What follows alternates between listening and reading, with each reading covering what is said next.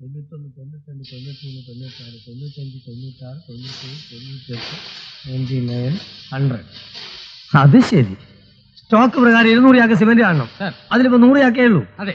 Where is the other 100 bags? Sir ആ 100 bags ആണ് ഇതായിരിക്കുന്നത്. അതെ സാർ. അപ്പം ബാക്കി 100 അതാണ് സാർ ഈ ഇരിക്കുന്നത്. No I want to know the exact position. Sir മലയാളത്തിൽ പറഞ്ഞാൽ തിരക്കിടില്ല.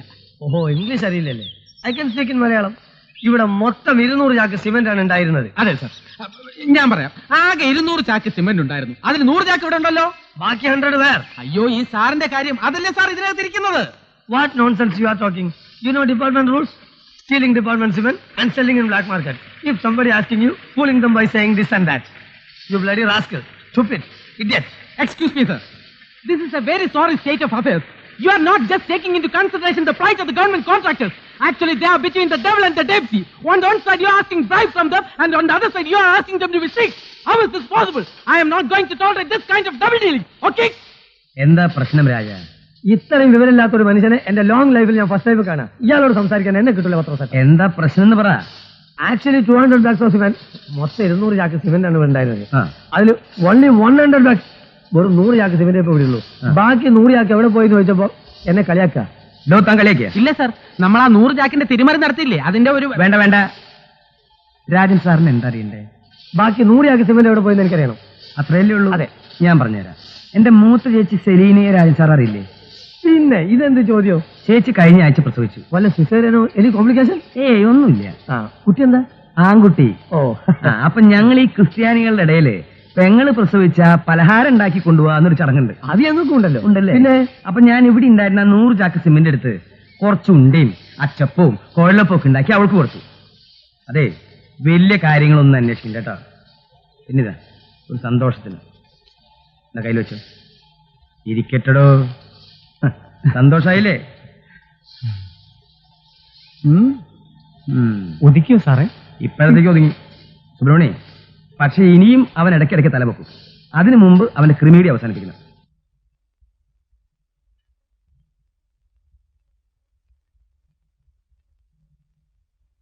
അല്ല ചേട്ടൻ എന്താ ആലോചിക്കണേ? അല്ല, നിങ്ങൾ പറഞ്ഞ ആ രാജനെ ഏത് രീതിയിൽ കൈകാര്യം ചെയ്യണം, എന്റെ മരുമകനോട് അതെങ്ങനെ അവതരിപ്പിക്കണം, അതിനെന്ത് ചെലവ് വരും എന്നതിനെ കുറിച്ചൊക്കെ ആലോചിക്കുകയായിരുന്നു. എന്ത് ചെലവായാലും സാരില്ല, അവന് ഒതുക്കണം. ഒതുക്കണമെന്ന് പറഞ്ഞാൽ ശരിക്കും ഒതുക്കണം. അത്രയ്ക്ക് ശല്യം അവനെ കൊണ്ട് ചേട്ടാ. അല്ല സാറേ, പക്ഷെ ഒരു കാര്യം, അവനെ കോടതി ശിക്ഷിച്ചതുകൊണ്ട് എനിക്കൊരു പ്രയോജനമില്ല. പിന്നെ അവൻ എന്റെ കാലിൽ വീഴണം, കുരുക്കിൽ നിന്നും രക്ഷപ്പെടുത്തണേന്ന് നിലവിളിച്ചുകൊണ്ട്. അതായത് ഞാൻ വിചാരിച്ചാലേ അവൻ കേസിൽ നിന്നും രക്ഷപ്പെടുള്ളൂ എന്ന് അവന് ബോധ്യമാവണം. അതൊക്കെ ശരി തന്നെ. നമുക്കൊരു കാര്യം ചെയ്യാം, കൂടുതൽ കാര്യങ്ങൾ ഇവിടെ ചർച്ച ചെയ്യണ്ട. നമുക്ക് ഏതെങ്കിലും ബാറിൽ പോയിരുന്ന് സംസാരിക്കാം.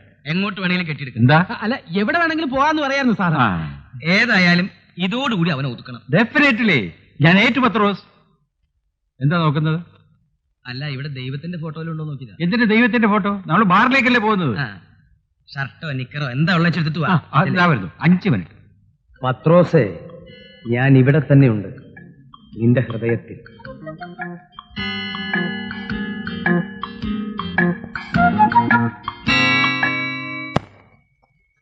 നമസ്കാരം. This is banana fry. Banana fry, pazhampori. പഴംപൊരിയോ? താനാരാ? I am supervisor Rajan sir. സാറോ? അതെ, പത്രോസോട്ടം വരെ എന്നെ അങ്ങനെയാണ് വിളിക്കാറ്. താനെന്തിനാ വന്നേ? To see mister Pathros. മലയാളത്തിൽ പറയടോ. എന്റെ പൊന്നു ചേച്ചി, എന്റെ വീട് റെയ്ഡ് ചെയ്ത് പോലീസുകാരുള്ള സാധനങ്ങളെല്ലാം എടുത്തോണ്ട് പോയി. എന്തിനാ തന്റെ വീട് റെയ്ഡ് ചെയ്തേ? അത് പിന്നെ എനിക്കൊരു സ്വഭാവമുണ്ട്, ഈ സർക്കാരിന് കിട്ടുന്ന ശമ്പളം കൊണ്ട് എനിക്കൊന്നും മതിയാവുന്നില്ല. അപ്പൊ പിന്നെ അല്ലറ ചില്ലറ വേലകളൊക്കെ ഒപ്പിച്ച് ഞാൻ സംതിങ് ഉണ്ടാക്കുവേ. അപ്പൊ പിന്നെ റെയ്ഡ് ചെയ്യില്ല, തനിക്കൊരു ഉമ്മ തരാൻ പറ്റുമോ? കയറാടോ. അതാ വരുന്നുണ്ട്, നേരിട്ട് പറഞ്ഞേക്ക്. ഏതായാലും താൻ കൊണ്ടുവന്നേ ഞാനേക്ക്.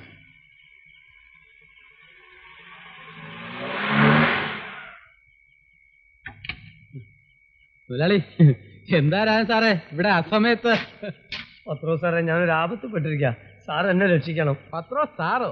എന്താ ഒരു പുതിയ അഭിസംബോധനയൊക്കെ? മിസ്റ്റർ പത്രോസ് എന്നൊക്കെ അല്ലേ സാറ് വിളിക്കാറുള്ളൂ? പത്രോസേട്ടൻ വിചാരിച്ചാലേ എന്നെ രക്ഷിക്കാൻ സാധിക്കൂ. എന്താ, തന്നെ വല്ലൊരു തൂക്കിക്കൊല്ലാൻ വിളിച്ചോ? പുതിയ ആന്റി കറപ്ഷൻ CI എന്റെ വീട് പരിശോധിച്ച് കണക്കിൽപ്പെടാത്ത പലതും അയാൾക്ക് കിട്ടിയിട്ടുണ്ട്. അയ്യോ പാവം. ഒരുപാട് പോയോ ചേട്ടാ? പോയത് സാരല്ല, ഇനിയും ഉണ്ടാക്കാവുന്നല്ലേ ഉള്ളൂ. അതെ സോറി, അല്ല പോയത് പോട്ടെ, കേസ് ഉണ്ടാവാതിരുന്നാ മതി. അതിന് ഞാൻ എന്തു വേണം? ഈ CIയുടെ അമ്മായിയപ്പ സാറിന്റെ ഉറ്റ സുഹൃത്താണെന്ന് ഞാൻ അറിഞ്ഞു. സാറ് വിചാരിച്ച എന്നെ രക്ഷിക്കാൻ സാധിക്കും. ആളെനിക്ക് പരിചയമുണ്ട്. പക്ഷെ ഞാൻ ആ കൃഷ്ണനാരോട് പറഞ്ഞാൽ ആള് കേക്കോ സുബ്രഹ്മണി? കേൾക്കും സാർ, പക്ഷേ കാശ് കുറച്ച് അധികം ചെലവാകും. കാശിന്റെ കാര്യത്തില് കൃഷ്ണൻ നായർ സ്വന്തവും ബന്ധവും നോക്കാറില്ല. അത് സാരില്ല, കാശല്ലേ പോവുള്ളൂ. വേണ്ടി വന്ന വീടോ പറമ്പോ എന്ത് വേണമെങ്കിലും വിൽക്കാൻ ആയ തയ്യാറാണല്ലോ. പക്ഷെ കേസിൽ നിന്ന് രക്ഷപ്പെടണം, അത്രയേ ഉള്ളൂ രാജ. അല്ലേ അല്ലേ അല്ലേ? അതെ അതെ അതെ. ആ രാജൻ പോയിക്കോ. ആ സുബ്രഹ്മണി പിന്നെ രാജ, നാളെ സൈറ്റിൽ കോൺക്രീറ്റ് ആണ്. അതെ, അല്പം സിമെന്റും കമ്പിയൊക്കെ കുറഞ്ഞെന്ന് വരും. സാറൊന്ന് കണ്ണടച്ചേക്കണം. വേണ്ട, കുറച്ചു കാലത്തേക്ക് ഞാൻ സൈറ്റിലേക്ക് വരുന്നേ ഇല്ല. അത് മതി, പോരെ? മതി മതി. സുബ്രഹ്മണി, സാർ എങ്ങനെയുണ്ട് ഞാൻ വെച്ച കെണി? നന്നായി. പത്രോസെ, സൂചിക്കുഴയിലൂടെ ഒരു പക്ഷേ ഒട്ടകം കടന്നേക്കും. നിന്റെ കാര്യം വളരെ കഷ്ടമാണ്. എനിക്ക് വയ്യേ. എന്തു പറ്റി സാർ? സുബ്രഹ്മണി, നീ ഒരു കാര്യം, ഇതെവിടെങ്കിലും കാണാത്ത സ്ഥലത്തുകൊണ്ട് വെച്ചു. എന്തു പറ്റി സാർ? കൊണ്ടുപോടോ.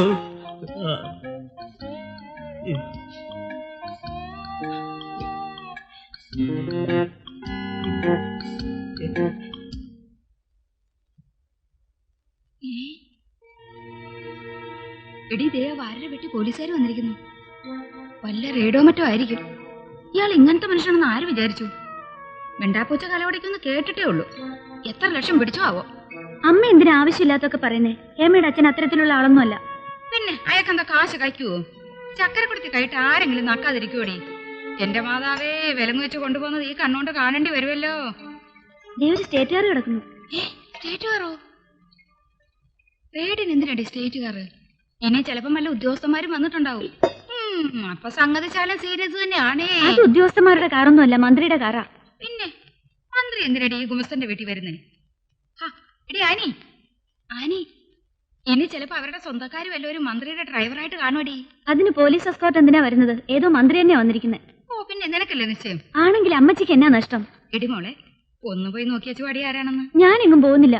ആരായാലും നമുക്കെന്താ അമ്മച്ചി? നാഴേക്ക് 40 കേട്ടോ അവിടെ പോയി വായി നോക്കി ഇരിക്കുന്നതാ. ഒരു കാര്യം പറഞ്ഞപ്പോ അവക്ക് വയ്യെന്ന്.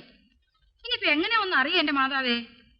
എടി ഗ്രേസിയേ, അമ്മച്ചിയല്ലേ അവളെ മാർക്കറ്റിലേക്ക് വിട്ടത്? ഓ അത് നേരെ. അയ്യോ അവരിപ്പോ പോവല്ലോ. എന്തോ കാണാനും വയ്യ.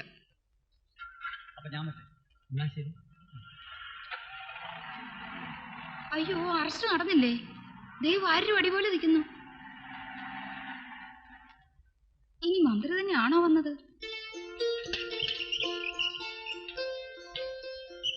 സരോജം, ഞങ്ങളെയൊക്കെ അങ്ങ് മറന്നോ? ഈയിടെയായിട്ട് ഇപ്പുറത്തോട്ടൊന്നും കാണുന്നേ ഇല്ല. പ്രത്യേകിച്ച് കാര്യമൊന്നും ഇല്ലാഞ്ഞിട്ടാ വരാത്തെ, അല്ലാതെ മറന്നിട്ടൊന്നുമല്ല. സ്റ്റേറ്റുകാർ ഓടിക്കുന്ന ഡ്രൈവർമാരാരെങ്കിലും നിങ്ങളുടെ സ്വന്തക്കാരായിട്ടുണ്ടോ സരോജം? ഇല്ലല്ലോ. എന്റെ ഒരു ശുദ്ധത കൊണ്ട് ചോദിക്കുക കേട്ടോ, ഒന്നും തോന്നല്ലേ. പിന്നെ ഏതാ വീട്ടുമുറ്റത്തൊരു സ്റ്റേറ്റുകാർ കിടക്കുന്ന കണ്ടേ? ഓ അതോ, അത് ഗോവിന്ദൻകുട്ടി നായർ വന്നതാ. ഗോവിന്ദൻകുട്ടി നായരോ? അതാരാ? മന്ത്രിയാ, കുട്ടികളുടെ അച്ഛന്റെ വലിയ സുഹൃത്താ. ഇതുവഴി എങ്ങോട്ടോ പോകുമ്പോ ഒന്ന് കയറിയതാ. അപ്പൊ വാര്യർ സാറിന് മന്ത്രിമാരൊക്കെ സുഹൃത്തുക്കളല്ലയോ? ആ നിങ്ങളുടെയൊക്കെ ഭാഗ്യം. ഇതിലൊക്കെ എന്ത് ഭാഗ്യമായിരിക്കുന്നു മേരിക്കുട്ടി. ഗോവിന്ദൻകുട്ടിയുടെ വകുപ്പ് ഏതാ? എനിക്കറിയില്ല, വേണമെങ്കിൽ ചോദിച്ചിട്ട് പറയാം. ഓ വേണ്ട, ഞാൻ വെറുതെ ചോദിച്ചെന്നേ ഉള്ളൂ. കേട്ടോ സരോജം, കഴിഞ്ഞ മാസം ഞാൻ എന്റെ വീട്ടിൽ ചെന്നപ്പം അവിടെ 3 മന്ത്രിമാരുണ്ട് അത്താഴത്തിന്. പോലീസും പട്ടാളക്കാരും ശുപാർശക്കാരും. എന്റെ മാതാവേ, ആകെ ഒരു ബഹളം. ആനയുടെ അപ്പച്ചനെ ഈ മന്ത്രി MLA പോലീസ് എന്നൊക്കെ പറഞ്ഞ ഭ്രാന്ത് പിടിക്കും. അത് പിന്നെ എനിക്കറിയില്ലേ. എന്നാ വരട്ടെ, പിള്ളേരുടെ അപ്പച്ചൻ ഇപ്പൊ വരും.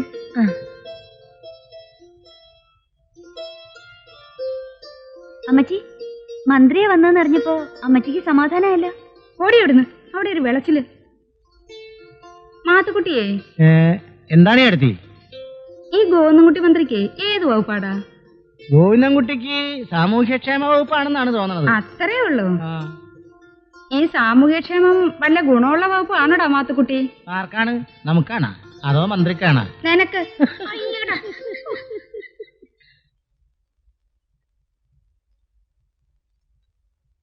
പത്രോസേട്ടനാ? ഞാനാ, ചന്ദ്രൻ. എന്റെ ഫൈനൽ ബിൽ സ്വാമിയുടെ ടേബിളിൽ നിന്നും പാസ്സായി ശങ്കരവാര്യരുടെ ടേബിളിൽ എത്തിയിട്ടുണ്ട്. താൻ ആ വാര്യരെ കണ്ടോ? കണ്ടു. ഫണ്ട് അലോട്ട്മെന്റ് ഇല്ല, ബില്ലിൽ എന്തൊക്കെ ഡൗട്ട്സ് ഉണ്ട്, അതുകൊണ്ട് സെക്ഷനിലേക്ക് മടക്കി അയക്കാണെന്നൊക്കെ പറഞ്ഞു. പത്രോസേട്ടാ, ബില്ല് ഉടനെ പാസ്സായില്ലെങ്കിൽ ഞാൻ ആകെ കുഴയും. തന്റെ മാത്രല്ലടോ, എന്റെ ഒരു 10-12 ലക്ഷം രൂപ അയാൾ കാരണം കുടുങ്ങി കിടക്കുക. ഏതായാലും ഞാനും നോക്കട്ടെ. ബില്ല് പാസ്സാക്കി തരാമെന്ന് പത്രോസേട്ടൻ പറഞ്ഞു. തുക ഞാൻ എൻ്റെ ഒക്കെ തന്നു കഴിഞ്ഞു. ഇനിയും താനൊന്ന് സമാധാനിക്കണോ മനുഷ്യ, നമുക്ക് വഴിയുണ്ടാക്കാം. വെക്കട്ടെ. കണ്ടുമുട്ടുന്നവർ മുഴുവനും എന്നെ പോലെയായ ഞാൻ എന്താ ചെയ്യാ? ഇനി ആ ശങ്കരൻ കഴിവേറിന് ഇനിയിപ്പോ എങ്ങനെയാ അവനോ? നിർത്തി, ഞാൻ നിർത്തി. ഇനി ഒരു അക്ഷരം മിണ്ടണില്ല. വല്ലതും പറഞ്ഞ് എന്നെ വിഷമിപ്പിക്കരുത്. വേണമെങ്കിൽ 2 തെറി പറഞ്ഞു. പിന്നെ ഇടയ്ക്ക് ചില പൊടിക്കൈ ചെയ്യുന്നുണ്ട്. നിനക്ക് വിഷമമൊന്നുമില്ലല്ലോ, ശീലിച്ചു പോയി. വേണ്ടെന്ന് വെക്കാൻ എന്നെ കൊണ്ട് സാധിക്കാഞ്ഞിട്ടാ. വെറുതെ ഒന്നല്ലല്ലോ, ഇഷ്ടംപോലെ എഴുതി എത്തിക്കില്ലേ. ആ, അപ്പച്ചൻ ആരോടാ സംസാരിക്കുന്നേ? ഭൂമിയിലെ മാലാക എന്ന നാടകത്തിലെ ഡയലോഗ് ഒന്ന് അപ്പച്ചൻ പറഞ്ഞു നോക്കിയതാ.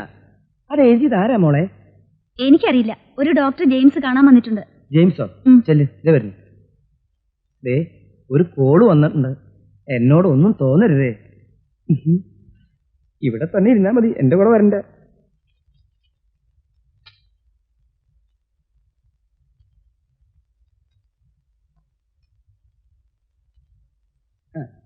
നമസ്കാരം.